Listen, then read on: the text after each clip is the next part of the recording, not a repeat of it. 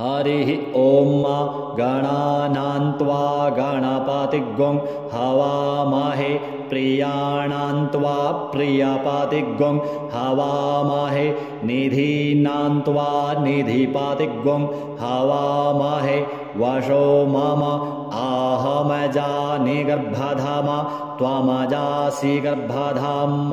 गायत्री त्रिष्टुप् पङ्क्त्या सह बृहत्युष्णिहा ककुबुसूचिभिः सम्यन्तुत्वा द्विपदाजाश्च तुक्पदास्त्रिपदाजाश्च खट्पदाः विछन्दाजाश्च षच्छन्दाः सूचिभिः सम्यन्तुत्वा सह स्तोमाः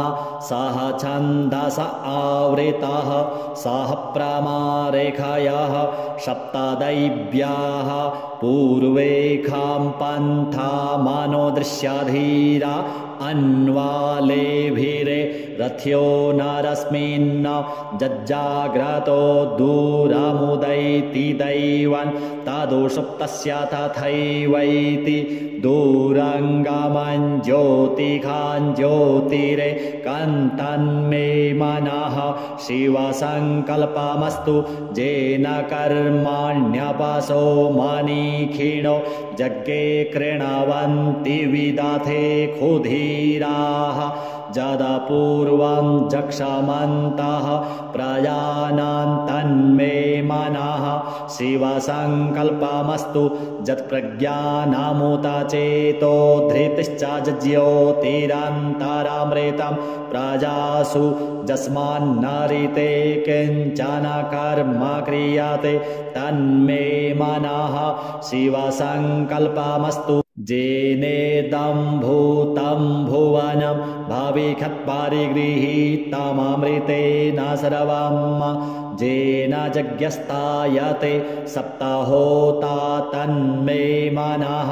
शिवसङ्कल्पमस्तु यस्मिन् ऋचः सामजजुङ्गुंखि यस्मिन् प्रतिष्ठिता रथना भाविवाराः यस्मिंश्चित्तगुं सर्वमोतं प्रजानां तन्मे मनः शिवसङ्कल्पमस्तु सुखारथिरस्वानिव जन्मानुख्यान्ने नीयते भीषुभिर्वाजिन इव हृत्प्रतिष्ठं जदजिरैर्जविष्ठन् तन्मे मनः शिवसङ्कल्पमस्तु हरिः ॐ सहस्रशीरेखा पुरुषः सहस्राक्षः सहस्रपात सभूमिग्गुं सर्वतस्पृत्वात्यतिष्ठद्दशाङ्गुलं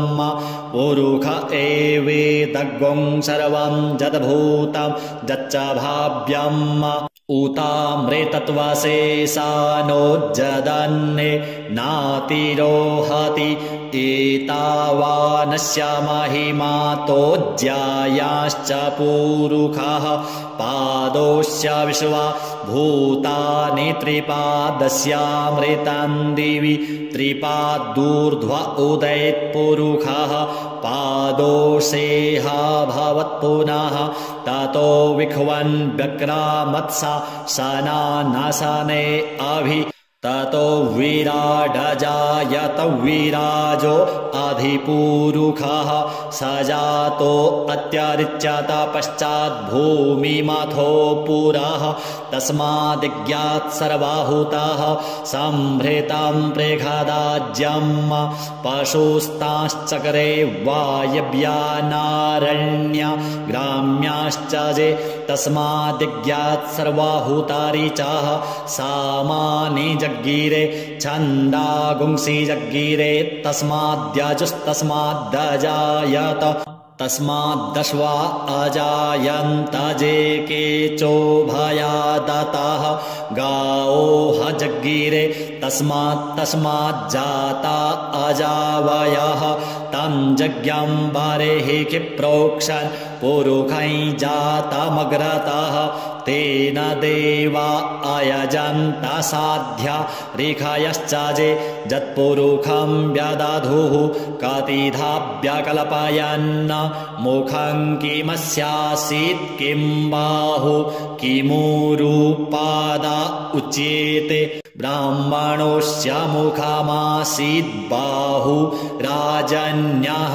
कृतः ऊरु तादस्याजद्वैश्यः पद्भ्यागुंशूद्रो अजायत चन्द्रमा मनसो जातश्चक्षोः सूर्यो अजायत श्रोत्राद्वायुश्च प्राणश्च मुखादग्निरजायत नाभ्या आसीदन्तरिक्षगुं शीर्ष्णोर्द्योः समावर्तत पद्भ्याम्भो मृद्दिशः श्रोत्रात्तथा लोकान् अकल्पयन् जत्पुरुषेण हविखा देवा जज्ञमतन्वत वसन्तोऽस्यासीद्दाज्यङ्ग्रीक्ष्म इदमः शरद्धविः सप्तास्यासन् परिधयस्त्रिः सप्तसमिधः कृताः देवा जज्ञन्तन्वाना अवध्नन् पुरुखं पशुम् जज्ञेन जज्ञामयजन्त देवास्तानि धर्माणि प्रथमान्या सन्न ते हनाकं महिमानः सचन्त जत्र पूर्वे साध्याः सन्ति देवाः अद्भ्यः संभृतः पृथिव्यैरसाच्च विश्वकर्मणः समवर्तताग्रे तस्य त्वष्टा विदधद्रूपमेति तन्मर्त्यस्य देवत्वमाजानमग्रे वेदाहमेतं पुरुखं महान्तमादित्यवर्णं तमसः परस्तात् तमेव विदित्वाति मृत्युमेति नान्यः पन्था विद्यते यनाय प्रजापतिश्चरति गर्भे अन्तर्जायमानो बहुधा विजायते तस्य योनिं परिपश्यन्ति धीरास्तस्मिन् हतस्थ्रुभुवनानि विश्वा जो देवेभ्य आतपतिजो देवानां पुरोहितः पूर्वो जो देवेभ्यो जातो नमो रुचाय ब्रह्मणे रुचं ब्रह्मै जनयन्तो देवा अग्रे तदब्रुवन् जस्त्वैवं ब्रह्मणो विद्या तस्य देवा असन्वसे श्रीश्च ते लक्ष्मीश्च पत्न्या वहोरात्रे पार्श्वे नक्षत्राणि रूपमश्विनौ व्यातम् इषणन्निखाणामुम्म इखाण सर्वलोकं इखाण हरिः ॐ आसुः शिशानो बृखभो न भीमो घनाघनः क्षोभणश्च रेखणीनां सङ्क्रन्दनो निमिष एकवीरः शतगुंसेना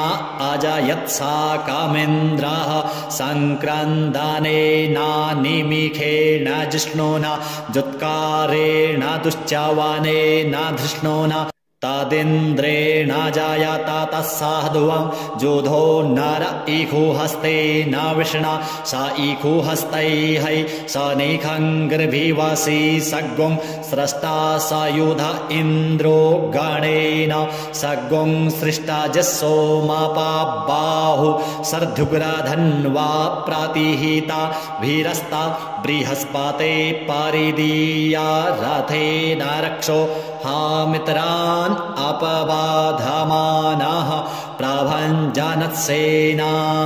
प्रमीणोज्जुधा जयन्नस्माकमेध्यविता रथानां बलविज्ञायस्थवीरः प्रवीरः सहस्वान्वाजी सहमान उग्रः अभिवीरो अभिसत्वा सहोजा जैत्रमिन्द्ररथमातिष्ठ गोवित गोत्रभिदं गोविदं वज्रबाहुं जयन्तमज्म प्रमृणन्तमोजसा इमगुं सजाता अनुवीराजध्वमिन्द्रगुं सखायो अनुसगुं राभद्वाम अभिगोत्राणि सहसा गाहमानोदयो वीरः शतमन्युरिन्द्रः दुश्चवनाः प्रेतानाखाडाजुध्योऽस्माकगुं सेना अवतु प्रायुत्सु इन्द्र आसान्नेता बृहस्पतिर्दक्षिणा जज्ञाः पुर एतु सोमः देवसेनानाम् अभिभञ्जतीनां जयन्तीनां मरुतो जन्त्वग्रह्म इन्द्रस्य विष्णौ वरुणस्य राज्ञ आदित्यानां मरुता गुं श्रद्धा उग्रम् महामनसां भुवनच्यवानां घोघो देवानां जयतामुदस्थात उद्धरेखया माघवन्नायुधान्युत्सत्वानां मामकानां मनागुंसि उद्वृत्राहन्वाजीनां वाजीनां निद्रथानां जयतां जन्तुघोखाः अस्माकमिन्द्रः समृते खुद्वाजे ख्वस्माकं जा इखावस्ता जयन्तु अस्माकं वीरा उत्तरे भवन्त्वस्मान् उदेवा अवताहवेखु आमीखां चित्तं प्रतिलो भयन्ति गृहाणाङ्गा न्यप्वे परेहि अभिप्रेहि निर्दया हृत्सु शोकै रन्धेना मित्रास्तामसा सचन्ताम् अवसृष्टा परापदसरभ्ये ब्रह्म सगुंसिते गच्छामित्रान् प्रपद्यस्व मामीखां कञ्चनोच्छिखा प्रेता जयता नर इन्द्रो वः सर्म गच्छतु उग्रावः सन्तु बाहवो न धृख्या जथा सथ अशौजासेना मरुतः परेखामभ्यैति न ओजसा स्पर्धमाना ताङ्गुहततमसा पव्रते न जथामि अन्यो अन्यन्न जानन्न यत्र बाणाः सम्पतन्ति कुमारा विशिखा इव तन्न इन्द्रो बृहस्पतिरादितिः सर्मा गच्छतु विश्वाः सर्मा गच्छतु मर्माणि ते वर्मणाच्छादय मिसोमस्त्वा राजामृतेनानुवस्ताम् उरोर्वरीयो वरुणस्ते कृणोतु जयन्तन्त्वानुदेवा मदन्तु हरिः ॐ मा बिभ्राट् बृहत्पिबतु सौम्यं अथवा युर्दोधद्याज्ञोपता वाविहृतं वातजूतो जो अभिरक्षातित्मना प्रजाः पुपोखपुरुधा विदाजति उदुतियञ्जातवेदसं देवं वहन्ति केतवः दृशे विश्वाय सूर्यं जेनापावकचक्षसा भूरण्यन्तन् जनान् अनु त्वं वरुणा पश्यासि दैव्यावध्वर्जु आगतगुं रथेन सूर्यत्वचा मध्वा जज्ञगुं समञ्जाथे तं प्रत्नथायं वेनश्चितरां देवानां तं प्रत्नथा पूर्वथा विश्वथे मथा ज्येष्ठता तेम्बरहि खदगुं स्वरविदं प्रतीचीनं वृजनन्दो हसे ध्वनिमाश्वी जयन्तमनुया सुवर्धसे अयं वेनश्चोदयत्प्रश्निगर्भा ज्योतिर्जरायुरजसो विमाने इममपागुं सङ्गमे सूर्यस्य शेषो न विप्रामतिभिरिहन्ति चित्रं देवानामुदगादनीकाय चक्षुर्मित्रस्य वरुणस्याग्नेः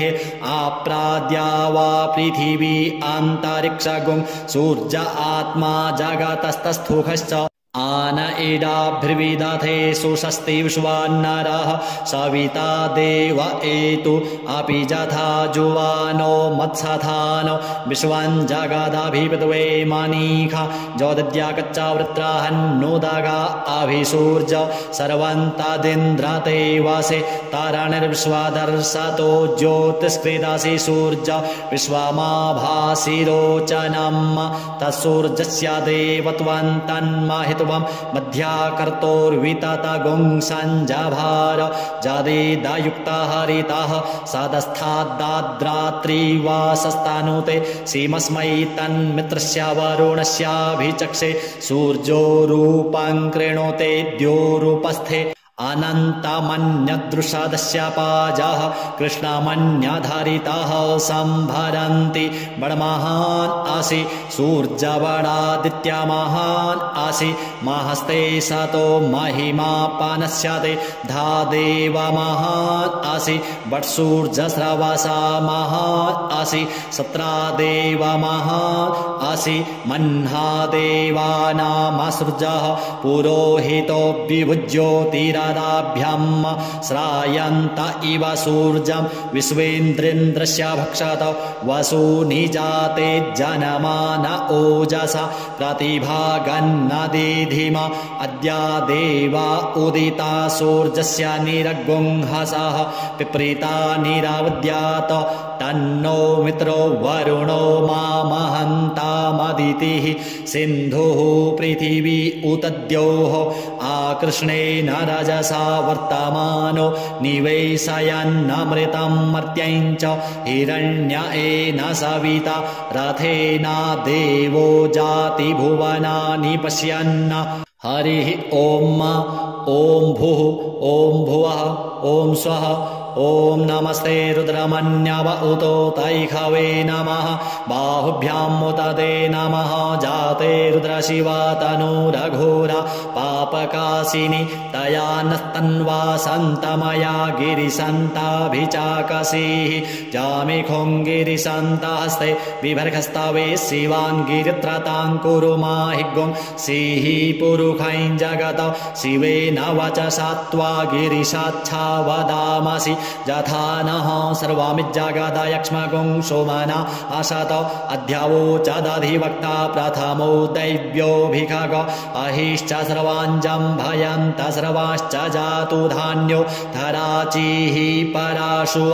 अशौजस्ताम्रो अरुण उत बभ्रुः सुमङ्गलः जे चैनगुं रुद्र अभितो दिक्षुश्रेताः सहस्रशो वैखा गुंहेड ईमहे अशौजो वसरपतिनीलग्रीवो विलोहितः उतैनङ्गोप अदृशन्नदृशन्नुदाहार्यः सदृष्टो मृडयातिनः नमोऽस्तु नीलग्रीवाय सहस्राक्षाय मीढुके अथो जे अस्य सत्वानो हन्तेभ्यो करन्नमः प्रमुञ्च धन्वनस्तमुभयो रात्न्योर्ज्याम् जाश्च ते हस्त इखवः पराता भगवो वप विज्यन्धनुः कपर्दिनो विशल्यो बाणवान् उत अनेशन्नस्य जा इखव आभुरस्य निखङ्गधिः जाते हेतिर्मीढुष्टमहस्ते बभूवते धनुः तयास्मान् विश्वतस्तोमयक्ष्मया परिभुज परिते धन्वनो हेतिरस्मान् वृणक्तो विश्वतः अथो ज इखुधिस्तवारे अस्मन्निधेहितम् अवतत्य धनुष्ट्वगुं सहस्राक्षसते खुधे निशीर्जशल्यानां मुखा शिवो नः सोमना भव नमस्त आयुधाय नातताय धृष्णवे उभाभ्यामुते नमो बाहुभ्यां तव धन्वने मानो महान्तमुत मानो अर्भगं मान उक्षन्तमुत मान उक्षितम् मानो वधेः पितरं मोत मातरं मानः प्रियास्तन्वोर्द्ररीरिखः मानस्तोके तनये मान आयुखि मानो गोखुमानो अश्वेखुरीरिखः मानो वीरान्मुद्रभामिनो वाधिरेह विक्वन्तः सदामित्वा हवामहे नमो हिरण्यवाहवे सेनान्ये दिशाञ्च पतये नमो नमो वृक्षेभ्यो हरिकेशेभ्यः पशूनां पतये नमो नमः सस्पेञ्जराय द्विखीमते पथीनां पतये नमो नमो हरिकेशायोपवीतिने पुष्टानां पतये नमो नमो बब्लूषाय व्याधिने नानां पतये नमो नमो भवस्य हेत्यै जगतां पतये नमो नमो रुद्राय तथा इने क्षेत्राणां पतये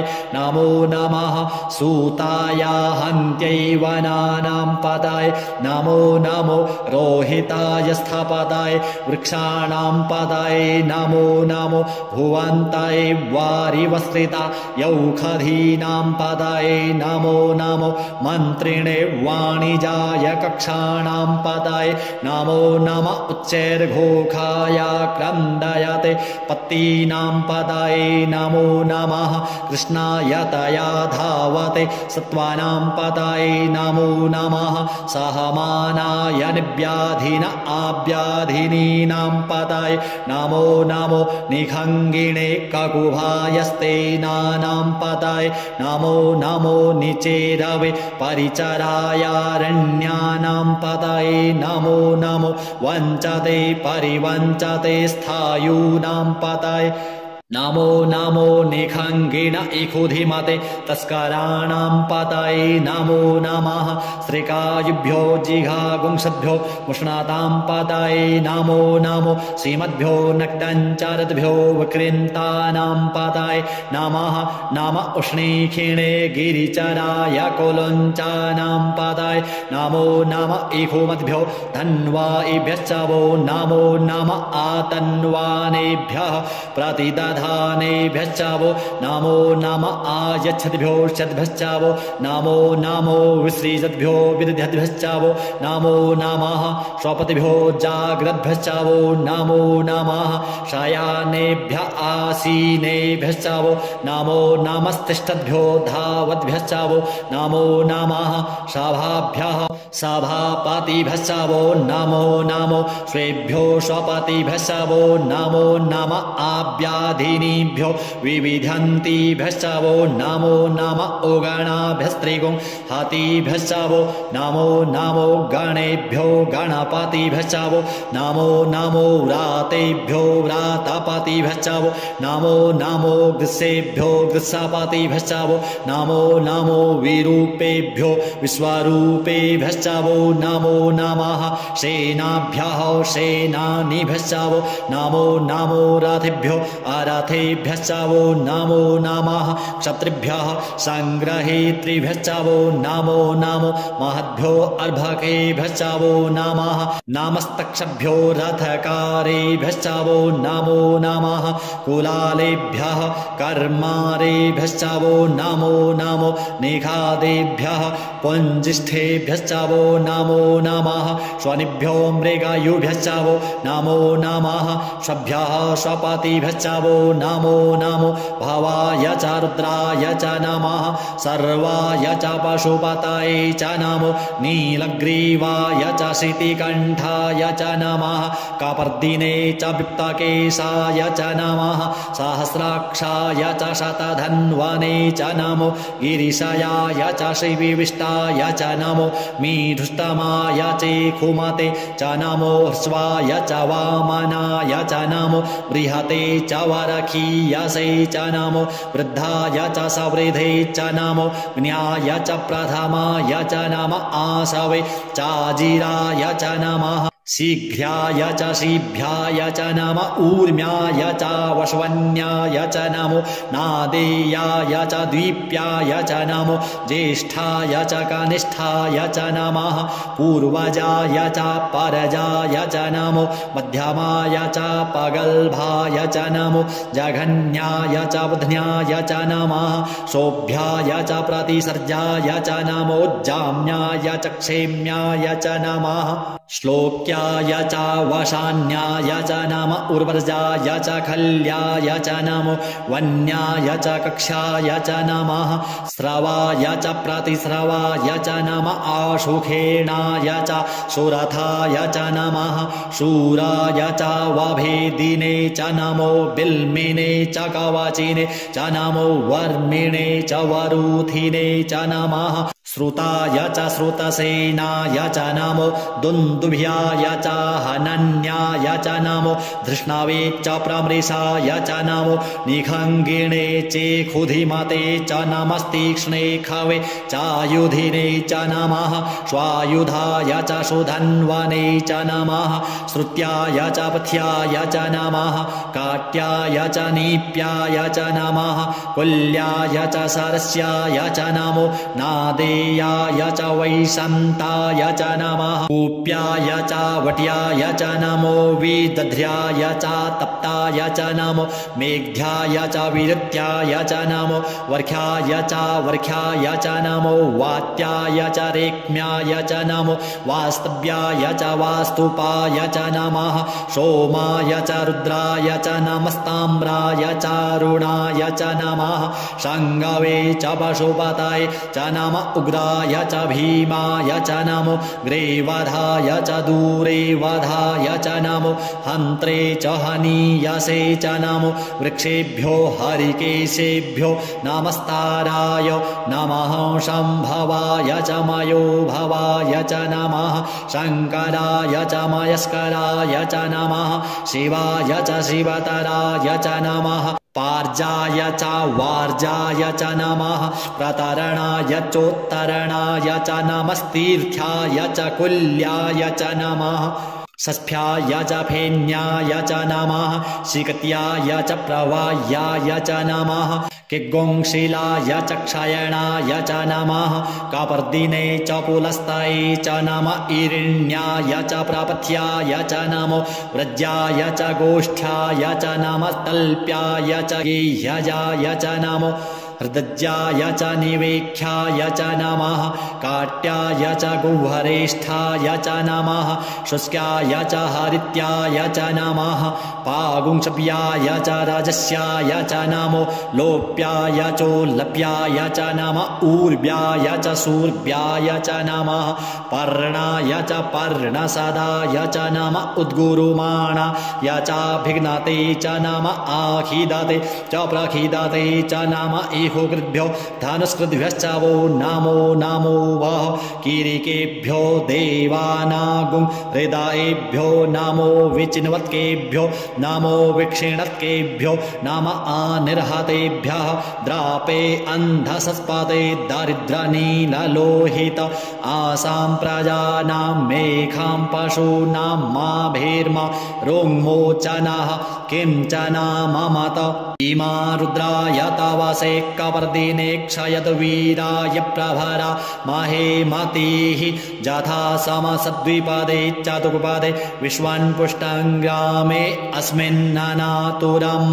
जाते रुद्रशिवा तनुः शिवा विश्वाः भेखजि शिवा ऋतस्य भेखजि तया नो मृडजीवसे परिणो रुद्रस्य हेतृवृणक्तो पारित्वेखस्य दुर्मतिर्रघायोः अवस्थिरा मघवद्भ्यस्तनुक्ष्वमीध्वस्तोकायतनयाय मृड मीढुष्टमशिवतम शिवो नः सुमना भव परमे वृक्ष आयुधन्निधाय कृतिं वशा न आचर पिनाक बिभ्रदागहि विकीर्द्रविलोहिता नमस्ते अस्तु भगवः जास्ते सहस्रगुंहेतयो न्यमस्मन्निवपन्तु ताः सहस्राणि सहस्रशो बाहुवो तव हेतयः तासामीशानो भगवः पराचीना मुखाकृधि असंख्याता सहस्राणि जे रुद्रा अधिभूम्याम् तेखागुं सहस्रयोजने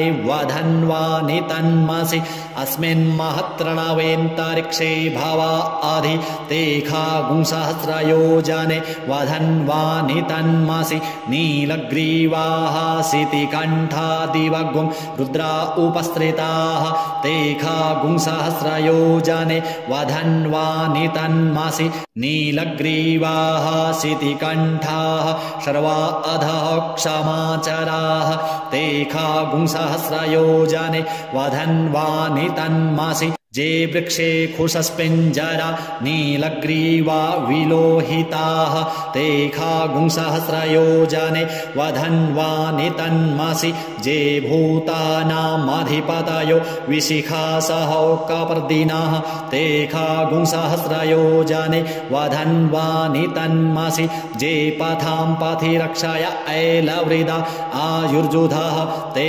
खागुंसहस्रयोजने वधन्वानि तन्मासि जे तीर्थानि प्रचरन्ति श्रीगाहस्तानि खङ्गिणः ते खागुंसहस्रयोजने वधन्वानि तन्मासि जेन्नेखु विविधन्ति पात्रे खुपिबतो जनान्न ते खागुंसहस्रयोजने वधन्वानि तन्मासि ज एतावन्तश्च भूयागुंसश्च दिशो रुद्रावितस्थिरे ते खागुंसहस्रयोजने वधन्वानि तन्मासि नमोऽस्तु रुद्रेभ्यो जे दिविजेखां वरेखामिखावाः तेभ्यो दश प्राचीर्दश दक्षिणा दश प्रातीचीर्दशो द्विचीर्दशोर्ध्वाः तेभ्यो नमो अस्तु ते नो वन्तु ते नो मृडयन्तु ते जन्दिख्मो जश्च नो द्वेष्टितमेखाञ्जम्भे दद्मः नमोऽस्तु रुद्रेभ्यो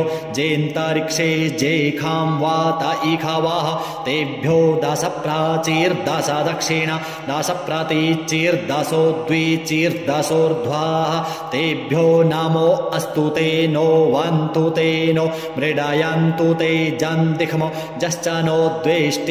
द्वेष्टितमेखाञ्जम्भे दद्मः नमोऽस्तु रुद्रेभ्यो जे पृथिव्यां जेखामन्नमिखावाः तेभ्यो दश प्राचीर्दश दक्षिणा दश प्रातीचीर्दशो द्विचीर्दशोर्ध्वाः तेभ्यो नमो अस्तु ते नो वन्तु ते नो मृडयन्तु ते जन्दिख्मो जश्च नो द्वेष्टितमेखाञ्जम्भे दद्मः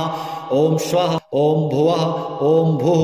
हरिः ॐ मावय गुंसोमव्रते तव मनस्तनूखो बिभ्रतः प्रजावन्तः सचेमहि एखते रुद्रभागः सहस्रसाम्बिकया तञ्जुषस्व स्वाहैखते रुद्रभाग आखुस्ते पशुः अवरुद्रमदिमज्जवदेवन्त्र्यम्बकम् जथा नो वत्स्यसस्करद्यधानः श्रेयसस्करद्यधानो व्यवसाययात भेखजमसि भेखजङ्गवेश्वाय पुरुखाय भेखजम् सुखं मेखाय मेख्ये त्र्यम्बकं जजामहे सुगन्धिं पुष्टिवर्धनम् उर्वारुकमिव बन्धनान् मृत्योर्मुक्षीयमामृतात् त्र्यम्बकं जजामहे सुगन्धिं पतिवेदनम् उर्वारुकमिव बन्धनादितो मुक्षीयमामुतः एतत्ते रुद्रा वसन्तेन परो मूजवतोतिः अवततधन्वा पिनाकावशः कृत्तिवासा अहिगुंसन्नः शिवोतिः त्र्यायुखं जमदग्नेः कश्यपस्य त्र्यायुखम् जद्देवे खुत्र्यायुखं तन्नो अस्तु त्र्यायुखम् शिवो नामासि स्वधितिस्ते पिता नमस्ते अस्तु माहि गुंसीः निवृतयाम्याजुखेन्नाद्याय प्रजननाय रायस्पोखाय सुप्रजास्त्वाय सुवीर्याय हरिः ॐ उग्रश्च भीमश्च धान्तश्च धुनिश्च साशवाश्चाभिगुवा च विक्षिपः स्वाहा अग्निगुंहृदयेनासनिगुं हृदयाग्रेण पशुपतिं कृष्णहृदयेन भवञ्जग्ना सर्वं मतस्नाभ्यामीशानं मन्युना महादेवमन्तः पर्शव्येनोग्रं देवं वनिष्ठुना वसिष्ठः नोः सिंगिनी कोश्याभ्याम् उग्रं लोहितेन मित्रगुंसौ व्रत्येन रुद्रं दौर्वृत्येनेन्द्रं प्रक्रीडेन मरुतो बलेन साध्यान् प्रमुदा भावस्य कण्ठग्गुं रुद्रस्यान्तः पार्श्व्यं महादेवस्य चकृच्छर्वस्य वानिष्ठुः पशुपतेः पुरी तत् लोमभ्यः स्वाहा लोमभ्यः स्वाहा त्वचे स्वाहा त्वचे स्वाहा लोहिताय स्वाहा लोहिताय स्वाहा मेदोभ्यः स्वाहा मेदोभ्यः स्वाहा मागुंसेभ्यः स्वाहा मागुंसेभ्यः स्वाहा स्नावभ्यः स्वाहा स्नावभ्यः स्वाहा स्तभ्यः स्वाहा स्तभ्यः स्वाहा मजभ्यः स्वाहा मजभ्यः स्वाहा रेतसे स्वाहा पायवे स्वाहा आयासाय स्वाहा प्रायासाय स्वाहा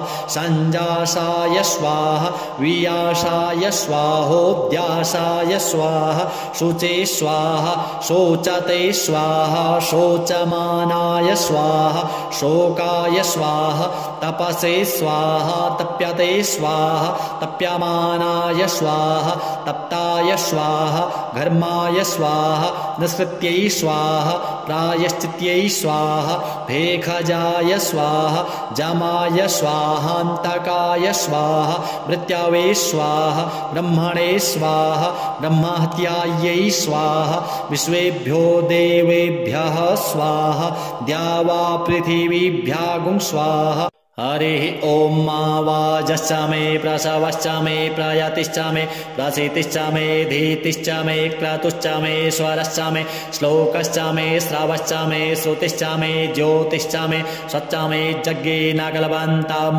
प्राणश्च मे पानश्च मे व्यानश्च मे शुश्च मे चित्तं च म आधीतं च मे वाक् च मे मनश्च मे चक्षुश्च मे श्रोत्रं च मे दक्षश्च मे बलं च मे यज्ञेन कल्पन्तं ओजश्च मे सहश्च म आत्मा च मे तनुश्च मे शर्म च मे वर्म च मे ङानि च मे स्थीनि च मे परोङ्गुंहि च मे शरीराणि च म आयुश्च मे जरा च मे यज्ञेन कल्पन्तं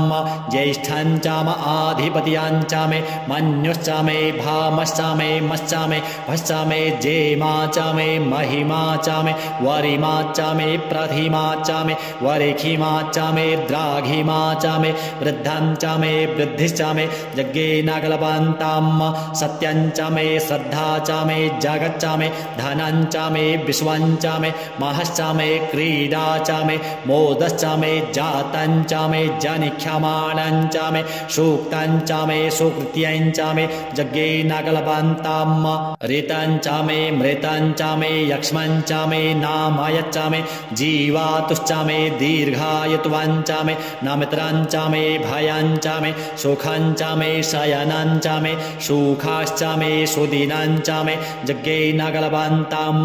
जन्ता च मे धर्ता च मे क्षेमश्च मे धृतिश्च मे विश्वं च मे महश्च मे संविच्च मे ज्ञात्रं च मे शूश्च मे प्रसूश्च मे सीदं च मे लयश्च मे यज्ञेन कल्पन्तं शञ्च मे मयश्च मे प्रियञ्च मे नुकामश्च मे कामश्च मे सौमनसश्च मे भगश्च मे द्रविणञ्च मे भद्रञ्च मे श्रेयश्च मे वसीयश्च मे जशश्च मे यज्ञेन कल्पन्तं ऊर्क च मे सुनृता च मे पयश्च मे रसश्च मे घृतं च मे मधु च मे सग्धिश्च मे सपीतिश्च मे कृषिश्च मे वृष्टिश्च मे जैत्रं च म औद्भिर्यं च मे यज्ञेन कल्पन्तं रयश्च मे रायश्च मे पुष्टं च मे पुष्टिश्च मे विभु च मे प्रभु च मे पूर्णं च मे पूर्णतरं च मे कुयवं च मे क्षितं च मे नं च मे शुच्च मे यज्ञेन कल्पन्तं वित्तं च मे वेद्यं च मे भूतं च मे भविष्यच्च मे सुगं च मे सुपथ्यं च मरिद्धं च मरिद्धिश्च मे क्लप्तं च मे क्लिप्तिश्च मे मतिश्च मे सुमतिश्च मे यज्ञेन कल्पन्तं व्रीहयश्च मे जवाश्च मे माखाश्च मे तिलाश्च मे मुद्गाश्च मे खल्वाश्च मे प्रियङ्गवश्च मे नवश्च मे श्यामाकाश्च मे नीवाराश्च मे गोधूमाश्च मे मसूराश्च मे यज्ञेन कल्पन्तं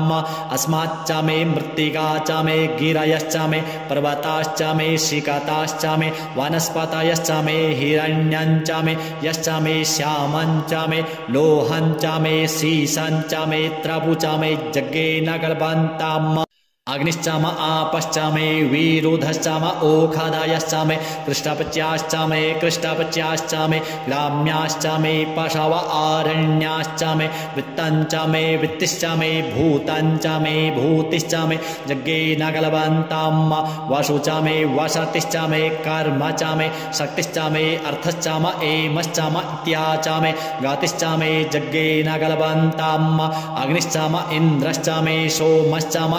इन्द्रश्चामे सविता चाम इन्द्रश्चामे सरस्वती चाम इन्द्रश्चामे पूखा चाम इन्द्रश्चामे बृहस्पतिश्चाम इन्द्रश्चामे जग्गे नगलबन्ताम् मित्रश्चाम इन्द्रश्चामे वरुणश्चाम इन्द्रश्चामे धाता चाम इन्द्रश्चामे त्वष्टा चाम इन्द्रश्चामे मरुतश्चाम इन्द्रश्चामे विश्वे च मे देवा इन्द्रश्चामे जग्गे नगलबन्ताम् पृथिवी चाम इन्द्रश्चामे ऋक्षाञ्चाम इन्द्रश्चामे द्यौश्चाम इन्द्रश्चामे सामाश्चाम इन्द्रश्चामे नक्षत्राणि चाम इन्द्रश्चामे दिशश्चाम इन्द्रश्चामे जग्गे नगलबन्ताम्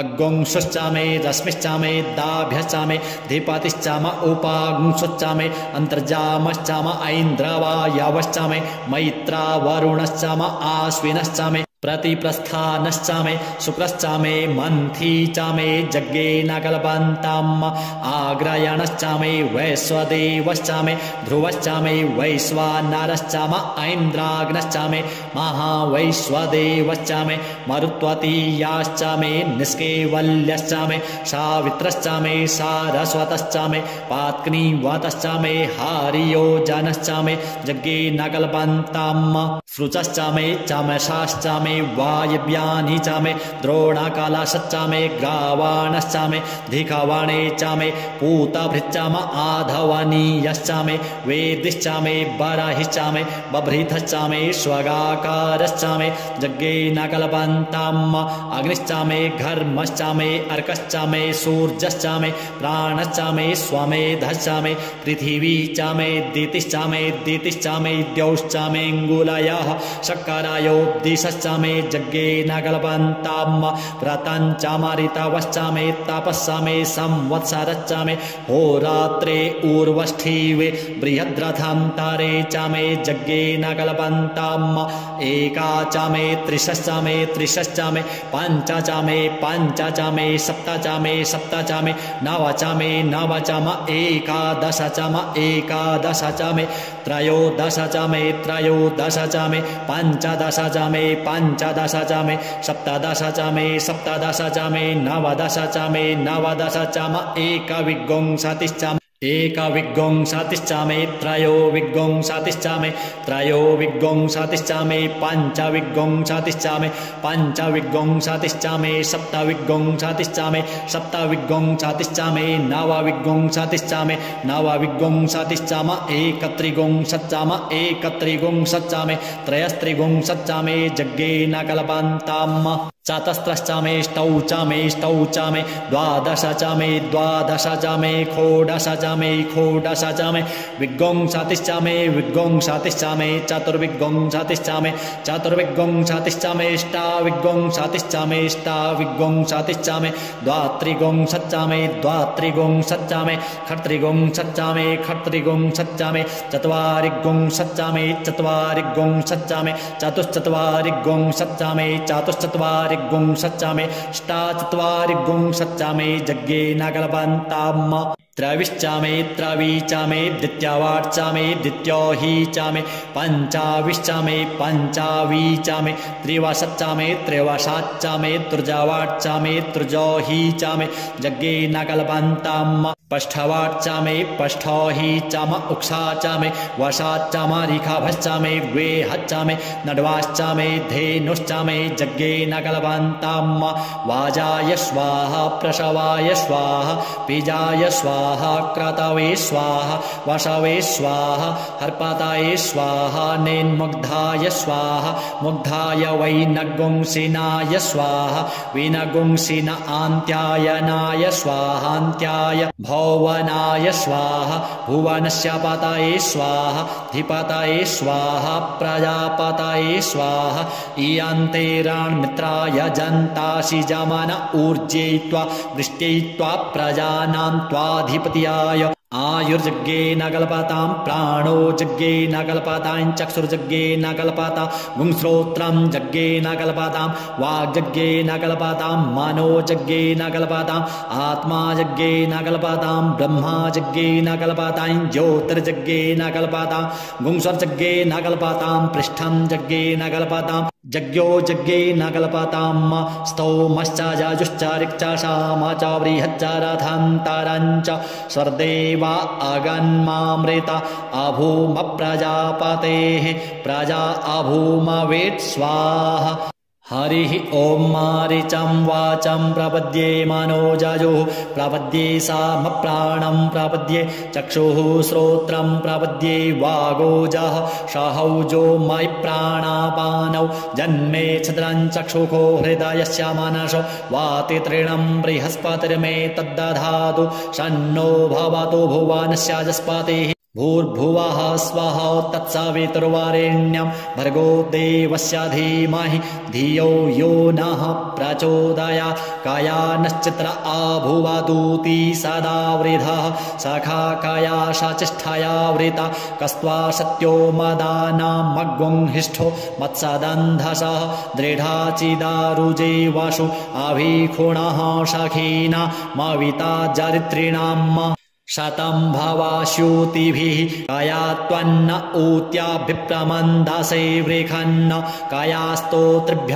आभर इन्द्रो विश्वस्य राजति शन्नो अस्तु द्विपदे शञ्चतुर्पदे शन्नो मित्रः शं वरुणः शन्नो भवत्वर्जमा शन्न इन्द्रो बृहस्पतिः शन्नो विष्णुरुक्रमः शन्नो वातः पवता गुं शन्नस्तपतु सूर्यः शन्नः कनिक्रदेवः पर्जन्यो अभिवरेखतु अहानि सम्भवन्तु नः षड्गुं रात्रिः प्रतिधीयताम् सन्न इन्द्राग्नि भवतामवोभिः सन्न इन्द्रा वरुणा रातहव्य सन्न इन्द्रा पूखणा वाजशातौ शमिन्द्रा सोमा शोभिताय संजोः शन्नो देवीरभिष्टय आपो भवन्तु पीताय संजोरभिस्त्रवन्तु नः श्योना पृथिवीनो भवानृक्षरा निवेशनि गच्छानः शर्म सप्रथाः आपो हिष्ठामयो भुवस्तान ऊर्जे दधातन महेरणाय चक्षसे जो वः शिवतमो रसस्तस्य भाजयते हनः उशतीरिव मातरः तस्मा अरङ्गमामवो चक्षषयाय जिन्वथ आपो जनयथा च नः द्योः शान्तिरन्तरिक्षगुं शान्तिः पृथिवी शान्तिरापः शान्तिरोषधयः शान्तिः वनस्पतयः शान्तिर्विश्वे देवाः शान्तिर्ब्रह्म शान्तिः सर्वगुं शान्तिः शान्तिरेव शान्तिः सामा शान्तिरेधि धृते दृग्गुं हमा मित्रस्य मा चक्षुः सर्वाणि भूतानि समीक्षन्ताम् मित्रस्याहं चक्षुः सर्वाणि भूतानि समीक्षे मित्रस्य चक्षुः समीक्षामहे धृते दृग्गुं हमा ज्योक्ते सन्दृशि जीव्या संज्योक्ते सन्दृशि जीव्या सम्म नमस्ते हरसे शोचिहे नमस्ते अस्तुचिहे अन्यास्ते असमत्तपन्तु हेतयः पावको अस्मभ्यगुं शिवो भव नमस्ते अस्तु विद्युते नमस्ते स्तनायतनावे नमस्ते भगवन्नस्तु जातः श्वः समीहसे जातो यतः समीहसे ततो नो अभयं कुरु सन्नः कुरु प्रजाभ्यो भयन्नः पशुभ्यः सौमित्रियान आप ओषधयः सन्तु दुर्मृत्यास्तस्मै सन्तु जोस्मान् द्वेष्टिजं च वयं दिक्मः तच्चक्षुर्देवहितं पुरस्तात् शुक्रामुच्चारात पश्येमाशारादाः शातां जीवेमाशारादाः शातागुं शृणुयामाशारादाः शातां पब्रवामाशारादाः शातामदीनाः स्यामाशारादाः शातां भूयश्च शारादाः शातात हरिः ॐ स्वस्ति न इन्द्रो वृधस्रवाः स्वस्ति नः पूषा विश्ववेदाः स्वस्ति नस्तार्क्ष्यो अरिष्टनेमिः स्वस्ति नो बृहस्पतिर्दधातु ॐ पायः पृथिव्यां पाय ओषधीषु पायो दिव्यान्तरिक्षे पायोधाः पायस्वतीः प्रदिशः शान्तुमह्यम् ॐ विष्णोरराटामाशे विष्णोः स्नप्त्रस्थो विष्णु शूराशे विष्णो ध्रुवोषि वैष्णवामाशे विष्णवे त्वा ॐ अग्निर्देवता वातो देवता सूर्यो देवता चन्द्रमा देवता वशवो देवता रुद्रा देवता दित्या देवता मरुतो देवता विश्वे देवा देवता बृहस्पतिर्देवतेन्द्रो देवता वरुणो देवता ॐ सद्यो जातं प्रपद्यामि सद्यो जाताय वै नमो नमः भवे भवे नाति भवे भवश्व मां भवोद्भवाय नमः वामदेवाय नमो ज्येष्ठाय नमः श्रेष्ठाय नमो रुद्राय नमः कालाय नमः कालविकरणाय नमो बलविकरणाय नमो बलाय नमो बलप्रमथनाय नमः सर्वभूतदमनाय नमो मनोन्मनाय नमः अघोरेभ्योऽथ घोरेभ्यो घोरघोरतरेभ्यः सर्वेभ्यः सर्वसर्वेभ्यो नमस्ते अस्तु रुद्ररूपेभ्यः तत्पुरुषाय विद्महे महादेवाय धीमहि तन्नो रुद्रः प्रचोदयात् ईशानः सर्वविद्यानाम् ईश्वरः सर्वभूतानां ब्रह्माधिपतिर्ब्रह्मणोऽधिपतिर्ब्रह्मा शिवो मे अस्तु सदा शिवोऽम् ॐ शिवो नामासि स्वधितिस्ते पिता नमस्ते अस्तु माहि गुंसीः निवर्तयाम्याजुखेन्नाद्याय प्रजननाय रायस्पो खाय सुप्रजास्त्वाय सुवीर्याय ॐ विश्वानि देव सवितर्दुरितानि पराशुव जद्भद्रान्तन्न आशुव ॐ द्योः शान्तिरन्तरिक्षगुं शान्तिः पृथिवी शान्तिरापः शान्तिरोषधयः शान्तिः वनस्पतयः शान्तिर्विश्वे देवाः शान्तिर्ब्रह्म शान्तिः सर्वगुं शान्तिः शान्तिरेव शान्तिः सामा शान्तिरेधि ॐ सर्वेखां वा एकवेदानागुं रसो जत्साम सर्वेखामे वै न मे तद्वेदानागुं रसेनाभिषिञ्चति ॐ शान्तिः शान्तिः शान्तिः अनेन कृतेन श्री रुद्रीपाठकर्मणा श्री भवानी शंकर महारुद्रः प्रीयतां न मम श्री सांब सदा शिवार्पणमस्तु।